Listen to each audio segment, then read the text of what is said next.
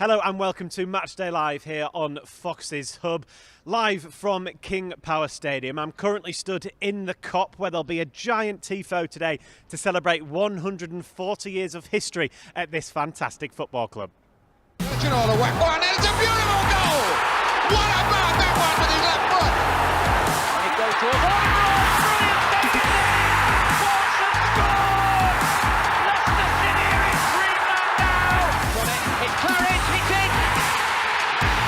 A major success for the team who started the season as favourites to fail. What's he making a run inside him? It's still Heskey! Oh, I say! Walsh arrives. Yeah!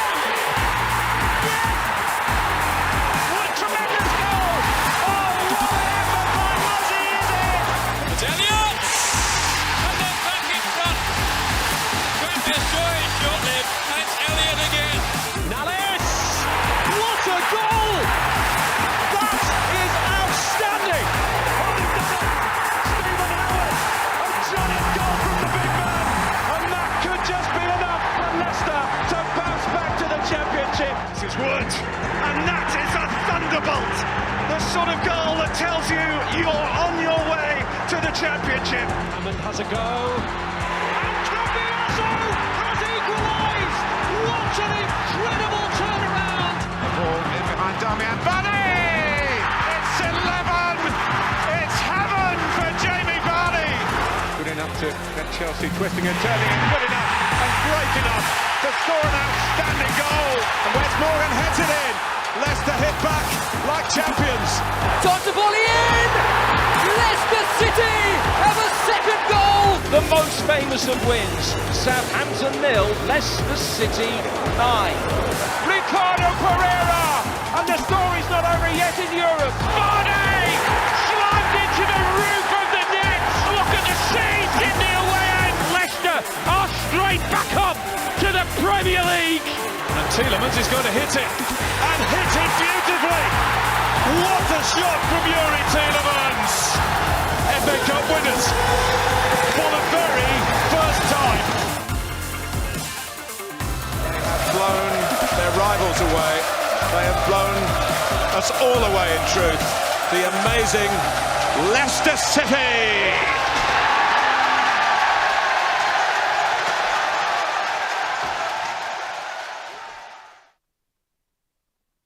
Go then from Leicester Foss to Leicester City, 140 years of highs and lows and everything in between. We'll celebrate some of that during this morning's Matchday Live here on Fox's Hub. Welcome along, I'm Dan Bates, and we've got two LCFC legends on the sofa next to me and a debut for Frank Sinclair. So welcome to you, Frank. Thanks, Dan. Matt Elliott, as ever. Hello. Batesy.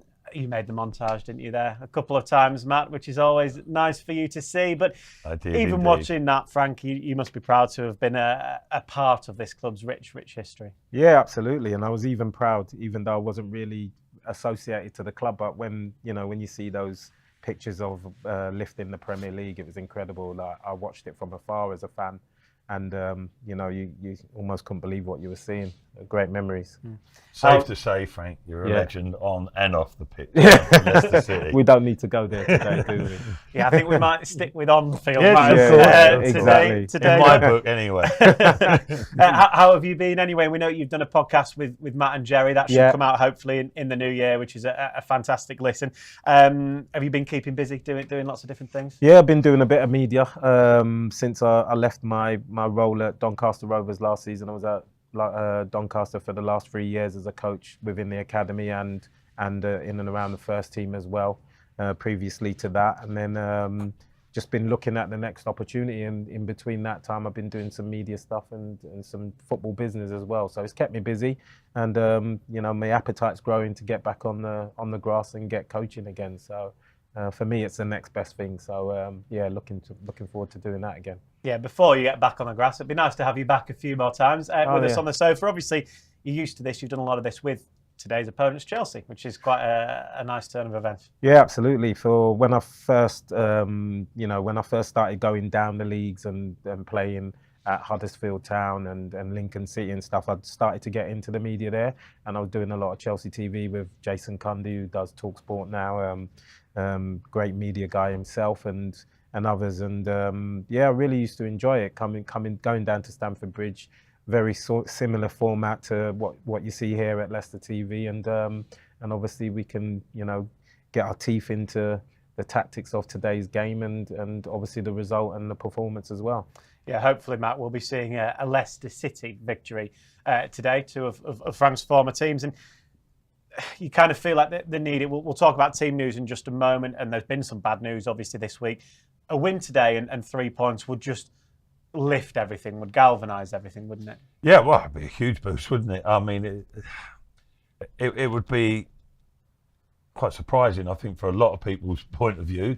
I think Leicester, in most people's consideration, are up against it today, even though they're at home.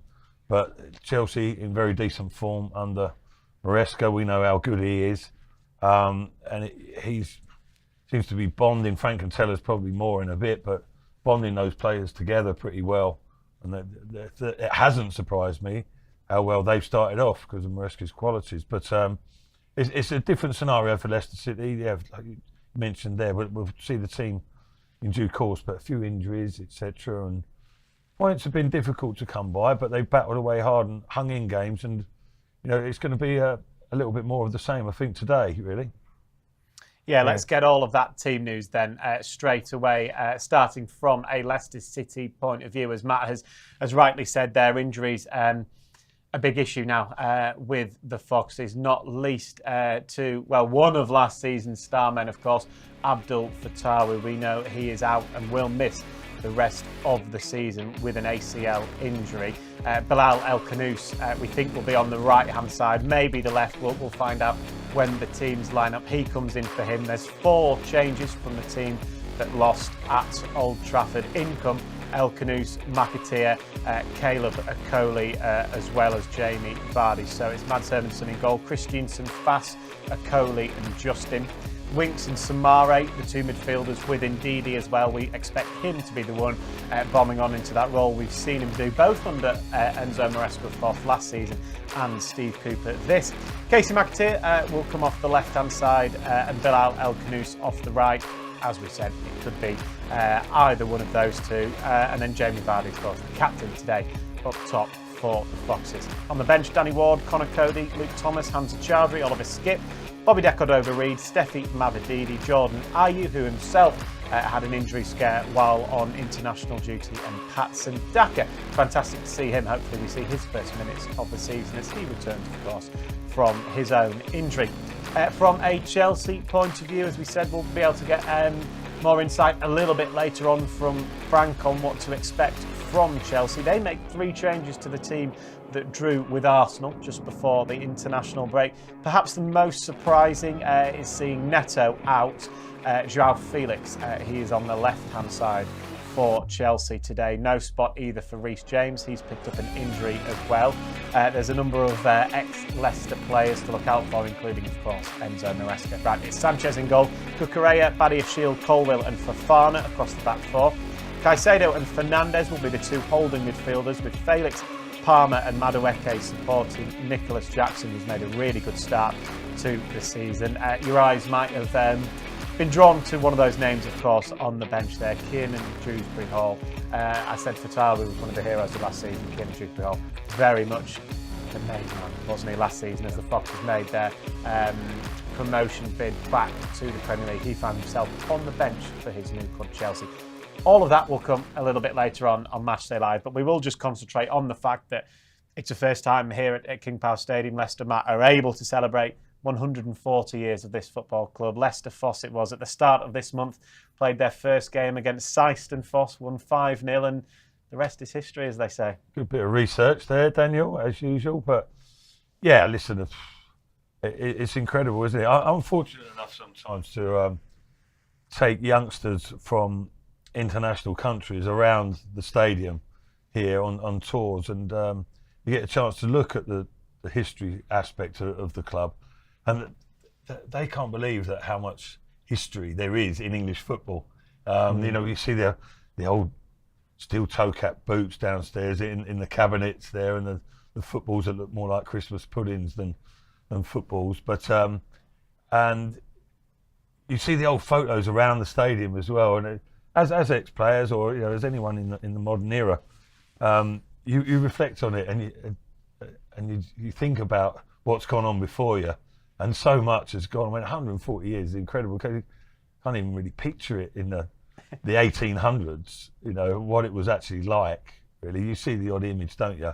Were you not playing then, were you, Matt? No, Birch was on the bench. I think he was just coming through in those days. But but it's it makes you feel proud. Like Frank talks about pride watching Leicester City, or images of Wes Morgan picking up the trophy with Claudio Ranieri. But also, when you look back at what happened before our time, proud that we were able to represent the club, and just generally, it sort of evokes emotions, doesn't it, over time, because it was such a huge part of people's life. You get the old photos, and particularly, I keep harping on about them, but we're talking about the historical side. I hope it's still here at the club, but there's a minimum 500 people sat on the old corrugated iron rooftop, all got flat caps, waistcoats and suits on. Health and safety nightmare. How someone didn't get severely injured in that, I do not know, but amazing picture. Everyone was crammed in by the touchlines watching the game. I was told the other day that Filbert Street its capacity before the West Stand went up was 18,000 with seating. There were 45,000 people in it about 10 years before or 20 years before, when everyone was just crammed in like sardines, and that's how much it means to the area and the community. And yeah, it's great to see. It's great to see all different images, different eras. Yeah, absolutely. I can only second what Matt's saying there. My memories, just driving to the stadium today and looking where Filbert Street used to be, and just thinking, it brings back massive memories as well. And obviously when I joined the club, Leicester City was very similar to when I started at Chelsea. The Chelsea that I left weren't the Chelsea that I started with nearly 10, 11 years before. They were pretty much a sleeping giant at the time, and then the money came afterwards towards the time that I left the club. Yeah, exactly. The shed end before, with the electric fences and all stuff like that. But going back to Leicester's experiences before then, for me, was obviously Filbert Street, coming to the club. It was a club that was going to have to compete really well to compete in the Premier League because of the resources they had at the time.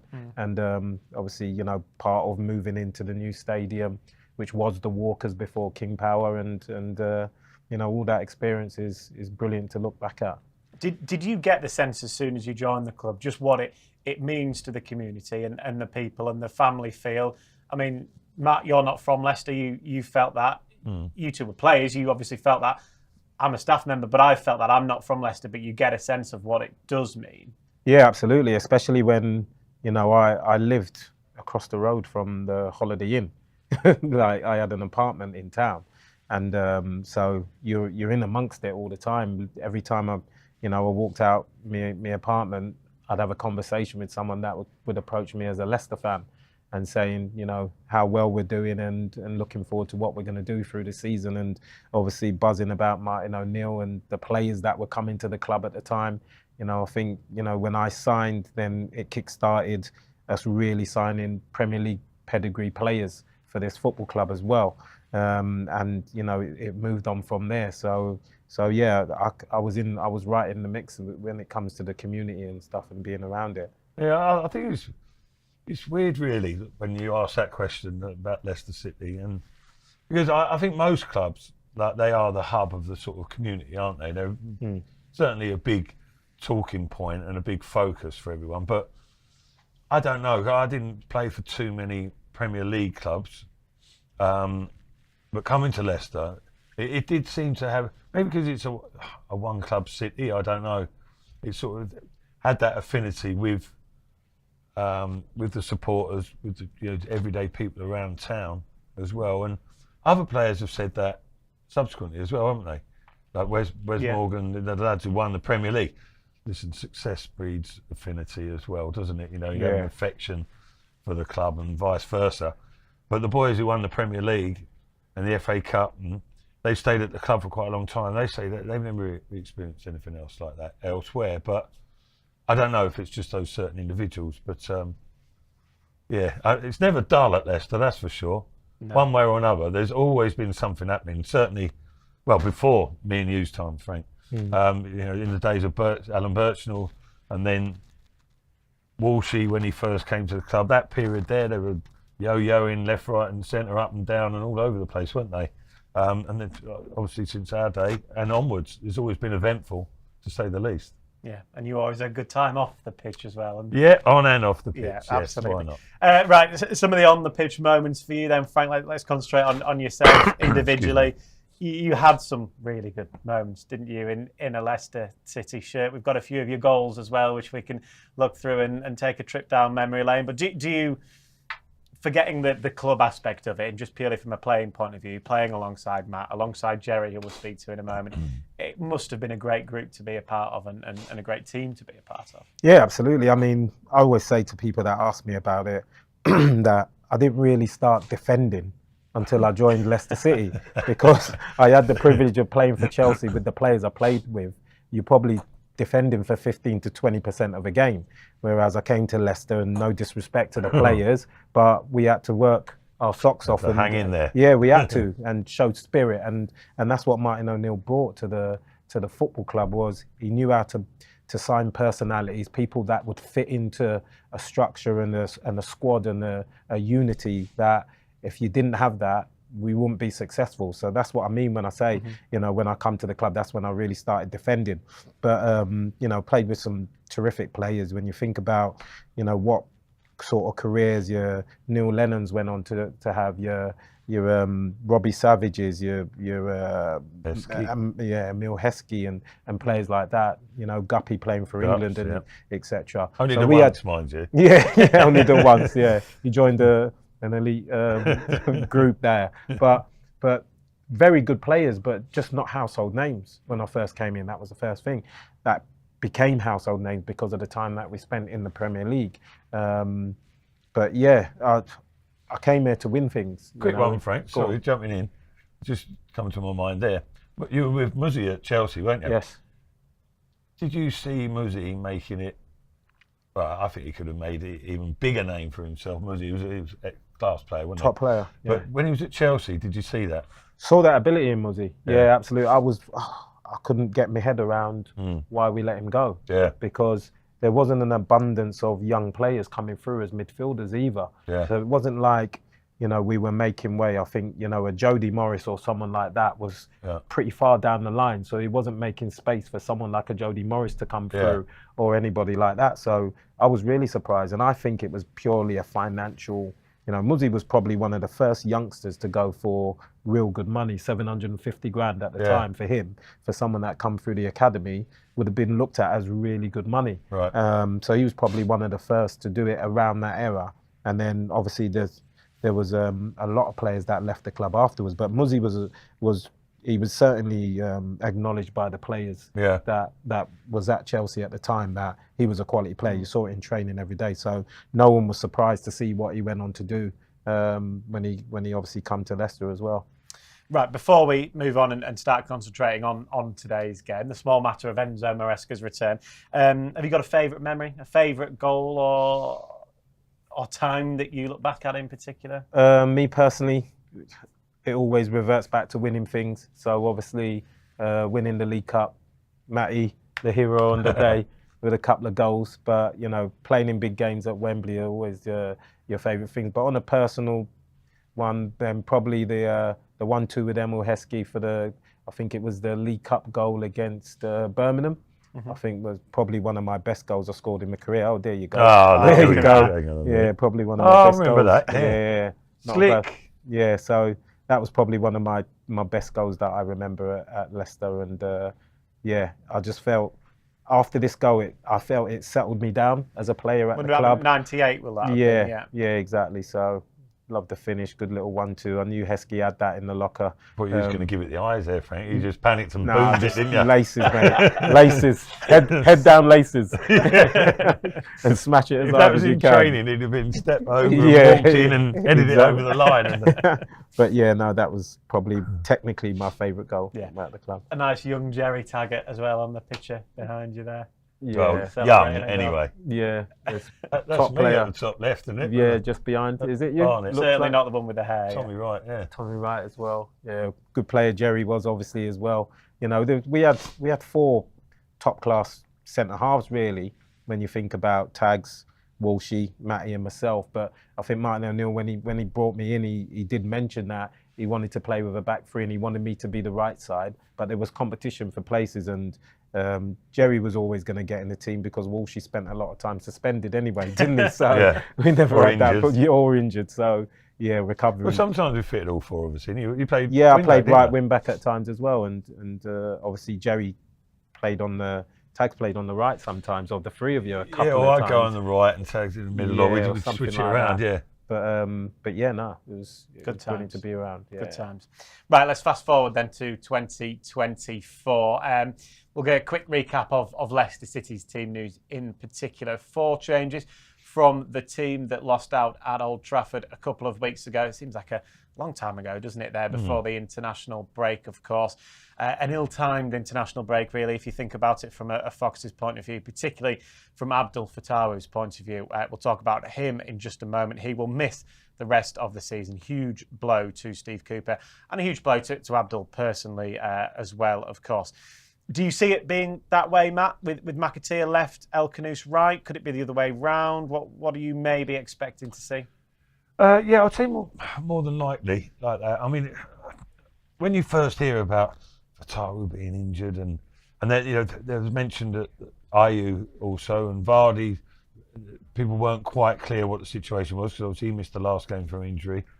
There's a little bit of semi-panic going on in some quarters, maybe, but looking at the lineup and on the bench as well, Ayew's been deemed fit to certainly be on the bench, and then Daka, another option.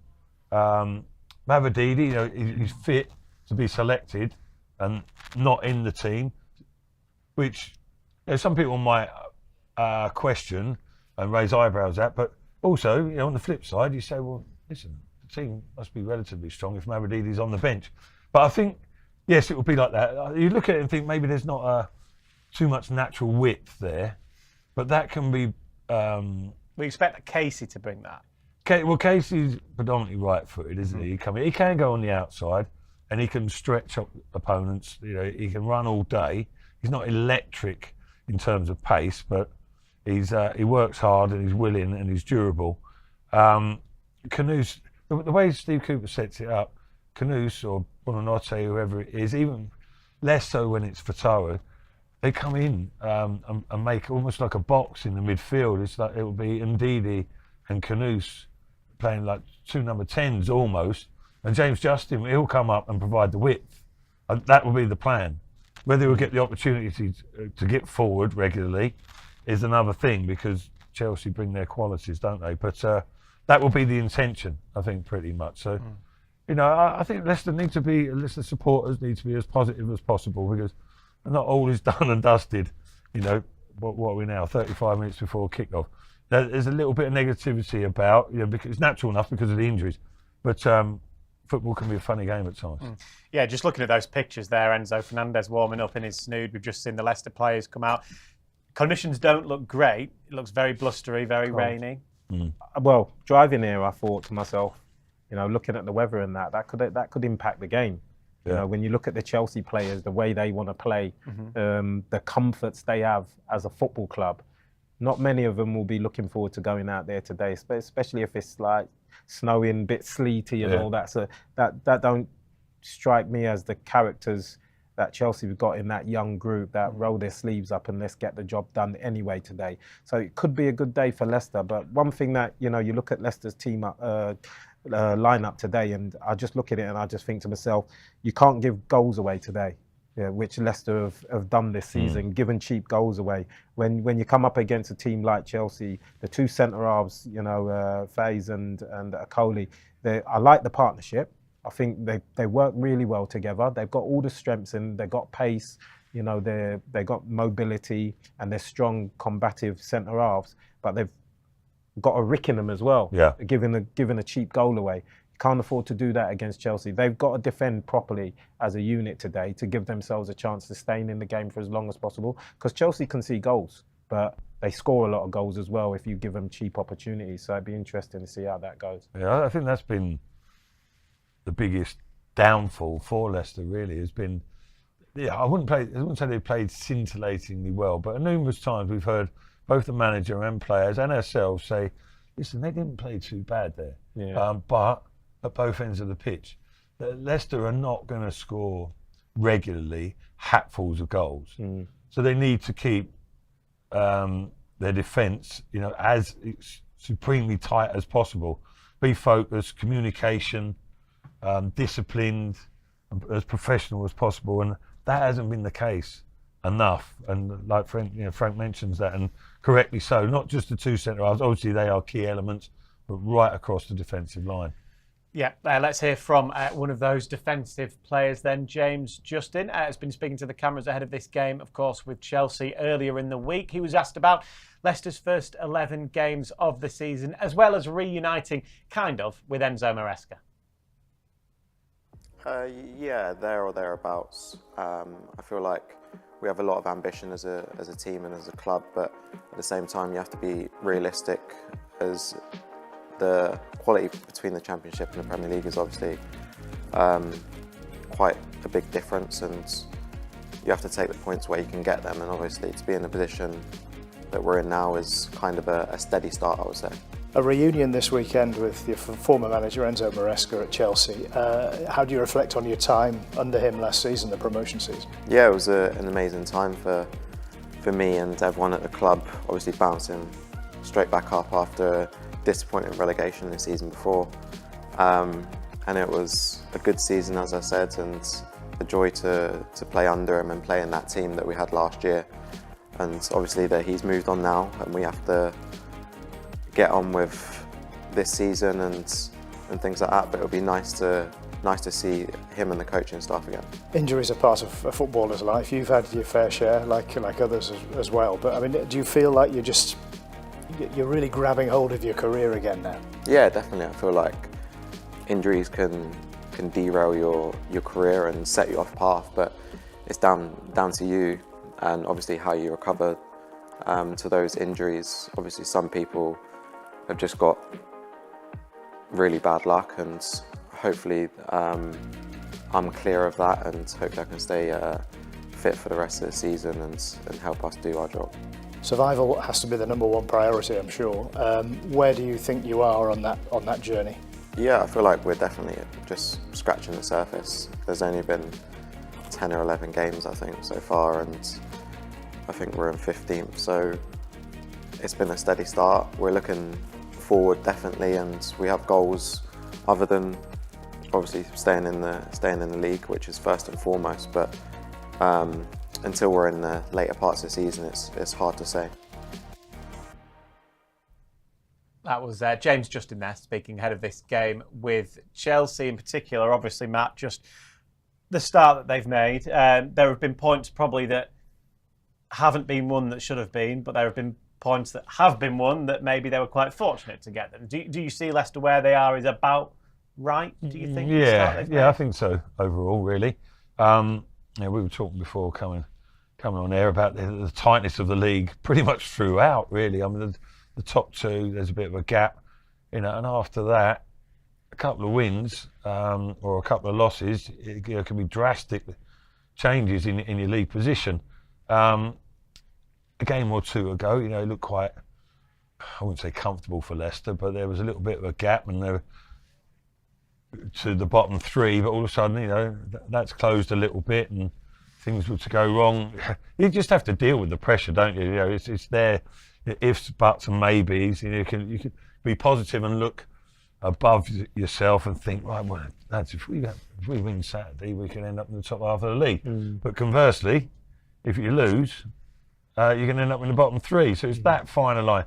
So you can't afford to panic too much from game to game, really. You have to sort of assess it at certain stages. But at the same time, you've got to keep those points ticking over, haven't you? And in fairness, Leicester haven't done bad at that. They haven't done bad at that. I know there's been a couple of games, like you say, where missed opportunities, shall we say, but overall, they've hung in there well at games, really, and squeezed something out of it when at times you thought that wouldn't be the case.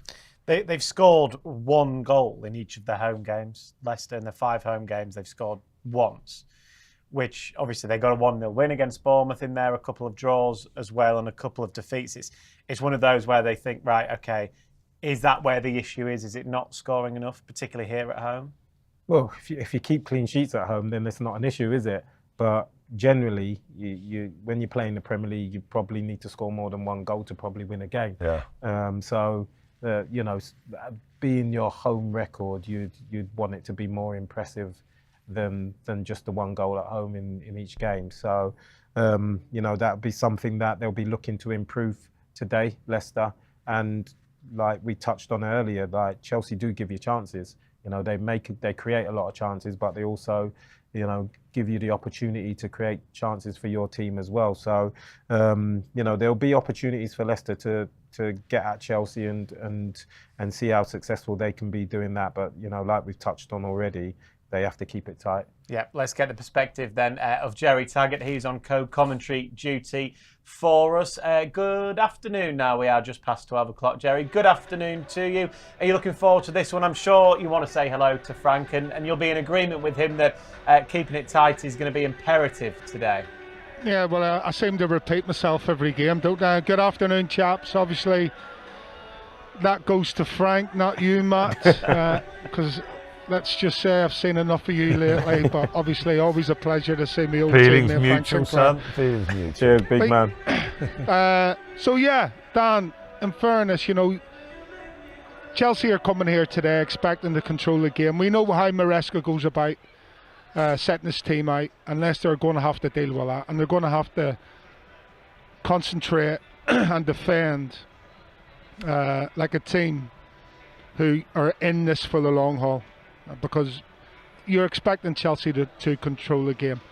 You know, I think it's 12 goals they've scored away from home this season, Chelsea, in the 5 games they've had away from home. So Leicester, you would say, are going to come under pressure. But on the flip side, lad, Dan, you know, Leicester do carry a threat. Jamie Vardy coming back on the side, obviously. Fatawu, a massive miss. Been really impressed with him this season, but Leicester will carry a threat, and Chelsea do concede, so they have to, you know, be clever when they're in possession of the ball inside Chelsea's final third. Gerald, despite that insult, I'm going to pose a question to you. I'm still on talking terms, mate, don't worry. Not that you will be concerned.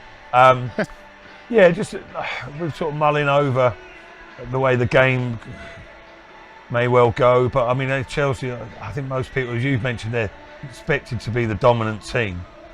How do you think Leicester can hurt Chelsea there? Do you think they're going to have to sort of pick their moments? Because there isn't too much sort of natural width that we spoke about.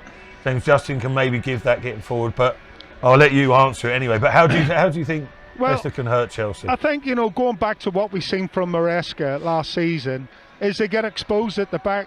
They get, you know, their back line gets extended, so you're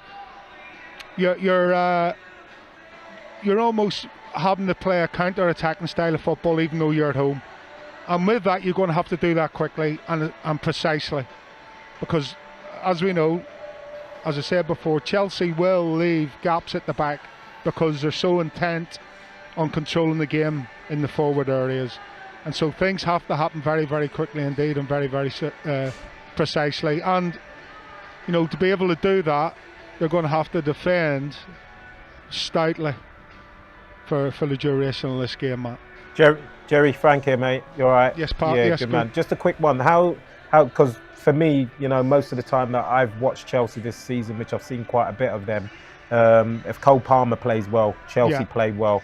How do you see Leicester, you know, trying to combat, you know, Cole Palmer playing in that number 10 role? Do you think they'll get someone up against him, like, or will it be when he comes into different players' areas in the midfield area? Yeah, I think obviously a very, very talented player, Cole Palmer, and at some stage in the game he's going to find himself in an area of the pitch where he can create or cause a bit of damage. So I don't think Leicester will go for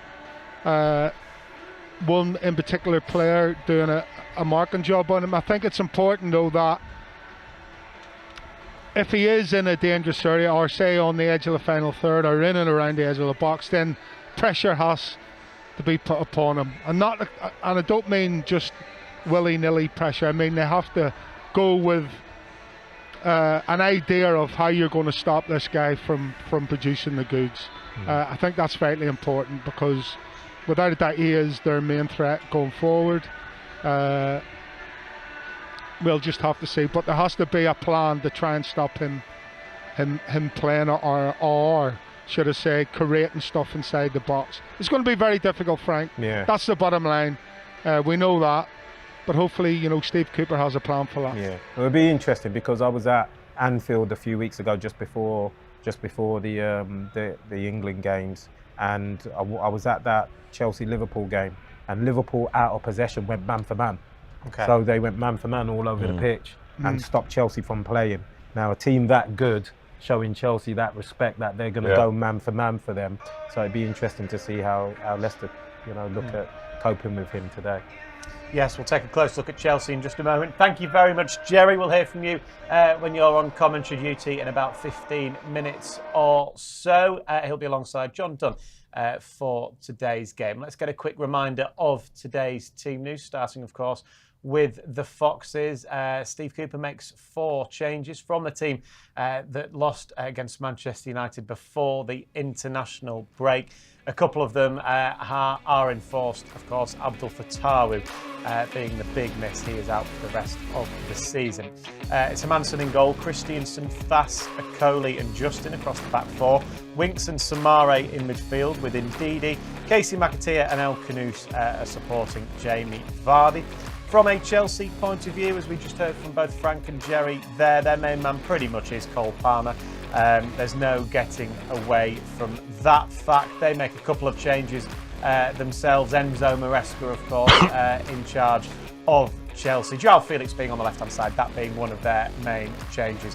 Anyway, do you see it being Palmer and Jackson, Frank, as the danger players in there? We'll see some action, of course, from Felix from the left-hand side. No Pedro Neto, not even in the squad. He's been really good this season. That's clearly something good for Leicester that we see that, but they've still got dangerous players. They have, and when you look at what they were like last season, not bad either. Yeah, Madueke, and he's coming in with great confidence after his performances for England as well. Yeah. So there's attacking prowess from everywhere in that, high up in the attacking areas of the pitch. But the main link up is Palmer and Jackson this season, he's turned around everybody's opinion of him, because last season you would have probably said, I can't see him being good enough for Chelsea Football Club.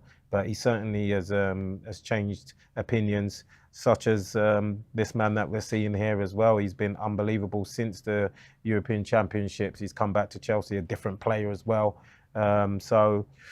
There's Chelsea have got a lot of threats, and like I said, they score goals from all over the area. The rotations that Maresca has brought to the football club this year. Matt was talking about how Leicester rotate with one of the wide men coming in to make a box. Yeah. Chelsea do the same thing, but with one of the fullbacks. Yeah. So they build with a 3-4-3, and it's a box midfield as well. So Chelsea do it from the opposite end of the pitch.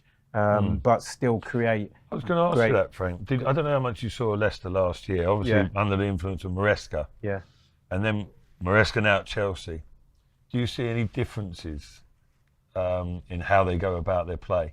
No, I think obviously similar structure. Yeah, similar structure. I just think Is there a difference in tempo, maybe, or? Yeah, because the players, without sharper. being disrespectful, are better players. Yeah. They're better on the ball. They're quicker. They move the ball that bit more quicker, and like you just touched on, sharper as well. But you can see his way of playing in both teams, and you can still see an identity of Leicester this season with how he played last season and got him promoted as well. But Leicester were quite. It sounds a bit of a negative word, not ponderous at times, but it was. Some people thought it was like pass for the sake of it. It was more than that. Yeah. But it was quite slow, the build up at times. At Chelsea, is it a little bit more fluent? Yeah, I think the for difference. Those reasons you said, I think the difference is probably like when you get in the mid to final third, you've got players with that extra bit of pace and ability to beat people, which makes it look like that. But it's still very slow and particular build-up style of play that Maresca plays. What I seen in Leicester last season is the same. Yeah. Well, let's hear from the man then that was in charge last season of the Foxes, of course. Enzo Maresca, during his pre-match press conference, was obviously asked about his time at the Foxes, and he spoke glowingly about the club in general. Excited and also thankful because it was a fantastic season. I met there people that is very difficult to find in football. The owner, his family, they are fantastic people, fantastic human being. They care for players, staff, all the people that they work inside the club, and you can see that. The sport director, John Rudkin, to be honest, was fantastic season. First of all, because I met good people, and then in terms of players, was top, was fantastic. There was fantastic connection between the players and the staff, and I think this is something that also you need to create when you want to reach something important. And I will be thankful always, all my life, to that squad, because first of all, most of them I'm still in contact with them, so we have special connection, and for me was fantastic season. That was Enzo Maresca there speaking ahead of this game. It was a fantastic season. Fantastic, mate. When you look back at it, Matt, don't you? That the promotion straight back up the Foxes, weren't they? And all's well Enzo was a huge part of that, of course. Yeah, massive. All was well that ended well, wasn't it? There's a few sort of bumps towards the latter stages of the season, but a few scares and worries. But generally, it was very impressive, wasn't it? And none more so than him. To come in like he did in difficult times and just transform the mood and the form of a lot of players as well. A lot of players came and went, but they just clicked into gear. I thought Leicester would have a slow start to the season, and they got out of the trap straight away. And for him to do that, to totally change the sort of culture, the way of playing, the mentality of the club and the team, that was exceptional work, I think. It's something you don't see too often from coaches, and I've no doubt that he'll go on and do brilliant things at Chelsea and maybe elsewhere. Yeah, no, I think he's actually had it a little bit easier when he's come into Chelsea than when he actually come into Leicester. Yeah. For those reasons that you're talking about, because Chelsea were already turning the screw a bit towards the end of the back of last season, where you're looking at Pochettino and thinking... From January, they were third in the form table. Exactly, and Pochettino had turned it around, and there was a recognition that actually, you can see what Pochettino's trying to do here. Now Maresca's sort of like taken the baton off of him and started to move something that was already moving in that direction. But that's not taking credit away from him whatsoever, because it's still a tough job to do, which a lot of managers... A lot of people who didn't know how good he was, they thought he was going to fail at Chelsea, didn't they? Time will tell. It's still relatively early. It's a difficult job, because he's come in. He's already impressed, hasn't he? Certainly. It's the manner that he's taken on such a big job, because it's the size of the club that that club has broken a few top managers. Do you know what I mean? So it's the way that he's hit the ground running. And it's looked, seamless the way he's transitioned from Leicester to Chelsea. That's where he gets his credit. Knows what he's doing. Yeah, let's hope that today doesn't go well for him, of course, from a Leicester point of view. Right, no Abdul Fatawi for the whole season, Matt. That's a huge blow, obviously. Goes without saying. Massive blow. No Facundo Buonanotte today because of suspension. Yes. Casey McAteer, though, he gets his first Premier League start. A real opportunity for him now, isn't it? Not just today, but for the rest of this season. We've seen what he achieved in the Championship last season with the goals and the assists and everything that he created. Leicester know they've got a real player there, and what an opportunity it is for the academy graduate. No, very much so. And I think I'm right in saying he signed a relatively long-term contract recently, didn't he? And he's made his international debut and got a couple of appearances subsequently. So, all big things, exciting things happening for a relatively young man, but he's pretty level-headed, isn't he? And the next thing for him was, really signing the contract. He's playing international football, and he's not playing regularly in the Premier League. And now he has got an opportunity to go and sort of make his mark, if you like, under the new manager, who would have spotted him in pre-season. He utilised him. He played him in a central role at times, didn't he? With his bursting runs from deep in midfield. He can run all day. Just maybe needs to sort of manage his efforts over the course of a game, because he's going to be needed more regularly there, and try and just like show steady consistency, which he's very good at. But I suppose the test for him is, can he, up against top class opposition, provide that bit extra that's going to provide the difference for Leicester City, which with Fatawu out and Mavididi on the bench, people are looking at Casey to do that. Well, that's why I was asking you really if we thought it would be El Kanous or McAteer left or right, because who do you think he'd fare better against, Fofana or Cucurella? I think because of the way he plays, he's a jinker, isn't he? I think Fofana would probably have more problems with his movement and his change of direction more than Cucurella will. But so if he comes up against, if he does play how it looks there on the left hand side, and he comes up against Fofana, he's a big, strong, powerful man, Fofana. But if I'm McAteer, I'm looking at thinking, if I can get the opportunity to run at him and make him change his direction going backwards, I might have a chance to get half a yard, get crosses in, come inside him, maybe get shots off. And the good thing about McAteer is he's good with both feet. He can do it off both feet. So it'd be interesting to see from the start. Yeah, there's arguments for and against, really, because like on the right hand side, McAteer, as we just saw there, he likes to get in at the far stick. If you can provide balls, hung them up, or stand them up at the far post. He'll get over the top of Cucurella like that physically. But yeah, like you say, you go up against Fofana, and maybe Cucurella's more nimble and quick-footed. But yeah, but there is the possibility, because Kanous can play left-hand side, as we've seen. He only plays centrally, but he drifts on the left, but cuts in on his right. He's had a couple of good strikes, particularly against Southampton. Yeah, he hit the post, didn't he? He Man United from that inside left position, if you like.